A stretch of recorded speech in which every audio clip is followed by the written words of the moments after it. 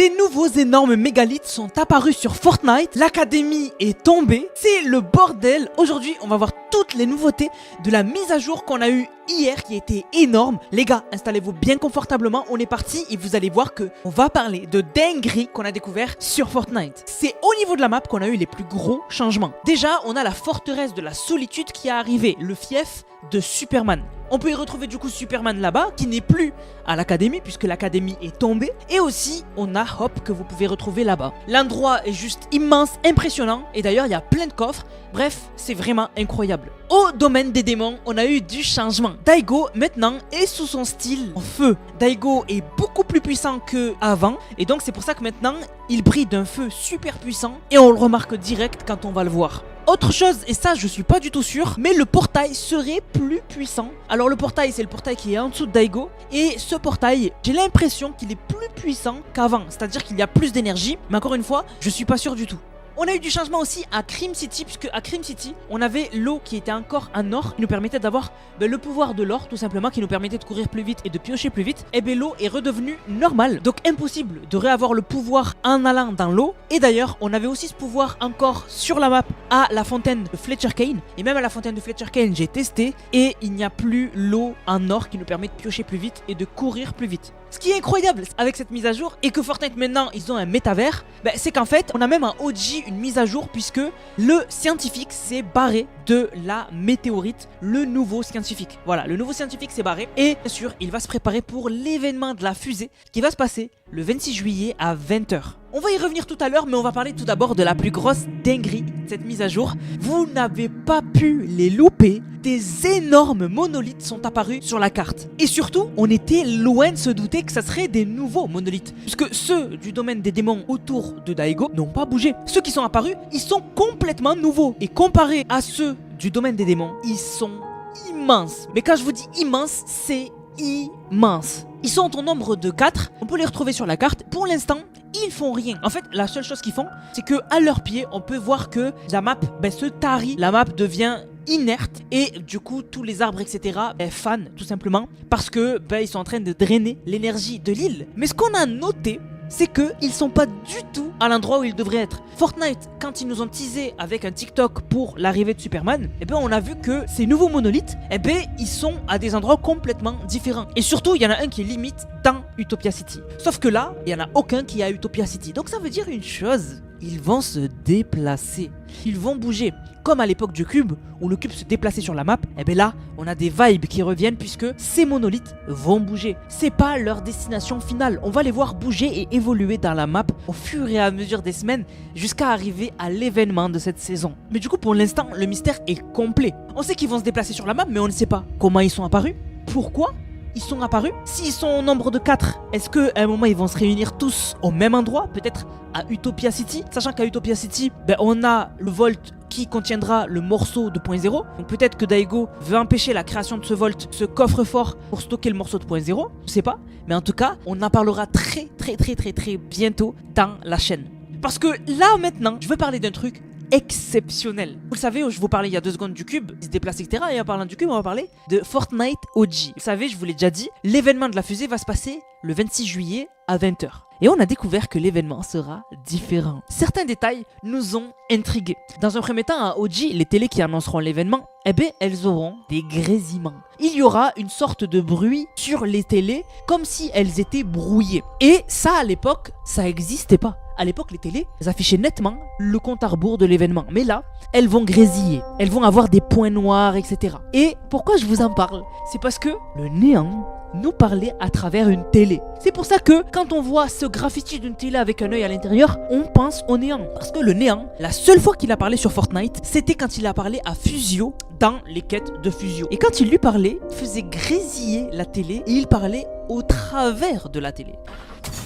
Tu as enfin lâché prise. C'est bien. Continuons. Et là, on a des télés qui vont annoncer un événement différent, qui vont grésiller. Mais c'est pas la seule chose qu'on a découvert qui va être complètement différent. On a découvert que la fusée, elle aura un papillon rouge à un moment autour d'elle. Le papillon, on l'a eu de plusieurs couleurs. On l'a eu de couleur bleue, on l'a eu de couleur orange, mais surtout, on l'a déjà eu de couleur rouge. Mais là, c'est un rouge beaucoup plus vif. Et surtout, au chapitre 1 t'as l'événement de la fusée. Il n'y avait pas eu de papillon. Aucun moment. Le papillon n'est jamais apparu au moment de l'événement de la fusée. Il est apparu bien plus tard. Mais surtout, on a découvert, c'est là où je veux que vous vous concentrez sur la vidéo, on a découvert que quand la fusée va feindre le ciel et s'échapper de la map, il va se passer ça.